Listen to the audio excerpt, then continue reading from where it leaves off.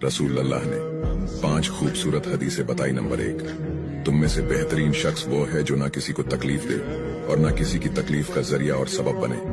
Number 2, जो शख्स दिन में 10 मरतबा सूरतुल इखलास पढ़ेगा, यानी कुल हु वल्लाहु अहद, ये पूरी सूरत पढ़ेगा, अल्लाह ताला जन्नत में उसके लिए महल बना देंगे। नंबर 3, जो शख्स हर फर्ज नमाज के बाद 1 मरतबा आयतुल कुर्सी पढ़ने का मामूल बनाएगा, तो उसके और जन्नत के दरमियान सिर्फ मौत का फासला होगा, यानी वो शख्स मरते ही सीधा जन्नत में जाएगा।